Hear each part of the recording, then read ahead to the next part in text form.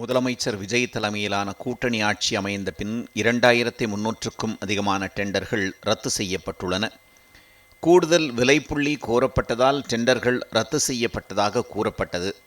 இந்நிலையில் முதல்வர் விஜய் வசம் உள்ள நகராட்சி நிர்வாகத்துறையில் உள்ளூர் அமைச்சர்கள் தலையிட்டால் குறைந்த விலைப்புள்ளி கோரிய டெண்டர்களும் ரத்து செய்யப்பட்டுள்ளதாக புகார் தெரிவிக்கப்பட்டுள்ளது.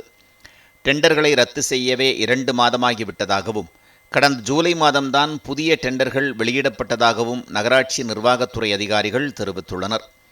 மேலும் நகராட்சி நிர்வாகத்துறைக்கு தனி அமைச்சர் இல்லாததால் உள்ளூர் அமைச்சர்களின் தலையீடு அதிகமாகி 10% வரை கமிஷன் கேட்க தொடங்கி உள்ளதாகவும், குறிப்பாக ஈரோடு மாநகராட்சியில் LED பல்ப் அமைப்பதற்கான டெண்டர் கடந்த ஜூலை மாதம் வெளியானது.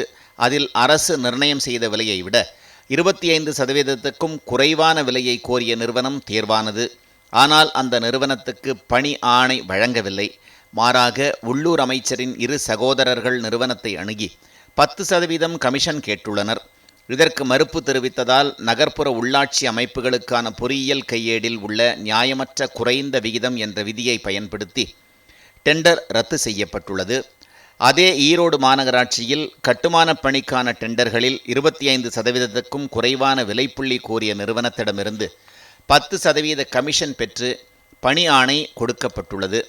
தாவேக ஆட்சியில் டெண்டர்கள் ரத்து செய்யப்பட்டால் அதில் முறைகேடு நடந்திருப்பதாக காரணம் சொல்லப்படுகிறது. இதை கேடயமாக பயன்படுத்தியே தாம்பரம், திருப்பூர், தஞ்சாவூர், புதுக்கோட்டை உள்ளிட்ட மாநகராட்சிகளிலும் நகராட்சிகளிலும் உள்ளூர் அமைச்சர்களும் ஆளும் கட்சியினரும் தலையிட்டு கமிஷன் கேட்க தொடங்கியுள்ளனர். அமைச்சர்கள் கொடுக்கும் தைரியத்தால் உள்ளூர் அதிகாரிகளும் முறைகேட்டில் ஈடுபட தொடங்கியுள்ளனர்.